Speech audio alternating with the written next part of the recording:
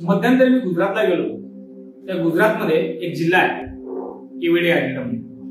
त्या जिल्ह्यामध्ये आदरणीय पंतप्रधान नरेंद्र मोदीजी यांनी सरदार वल्लभभाई पटेलांचा 3000 कोटी रुपये खर्च करून जगातला सगळ्यात मोठा पुतळा त्या ठिकाणी उभा केला. खूप लोकांनी त्यांना टोमणे मारले की इथे हा पुतळा उभा करून किंवा काय करून उपयोग काय, त्याचा काय उपयोग आहे.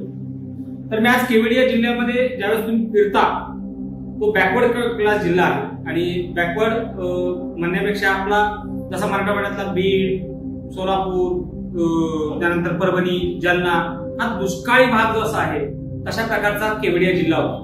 परंतु आज त्या केवडिया जिल्ह्याची इकॉनॉमी जर तुम्ही बघत असाल तर आज केवडिया जिल्ह्यामध्ये जवळपास जगातले सगळ्यात भारी भारी रिसॉर्ट्स, जगातले सगळ्यात भारी भारी प्रेक्षणीय स्थळ त्या ठिकाणी आलेली आहेत. आपण त्या केवडिया जिल्ह्यामध्ये फिरताना तिथे असं दिसतं की तिथल्या जे रहिवासी आहेत त्यांचं राहणीमान किती बदललंय, त्यांना किती रोजगार भेटलाय.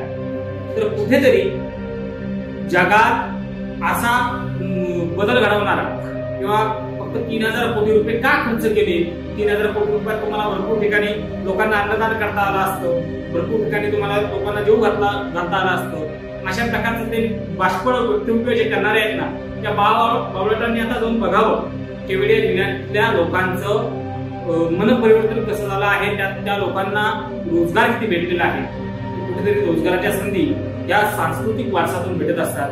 हा तुम्हाला माझा संदेश आहे.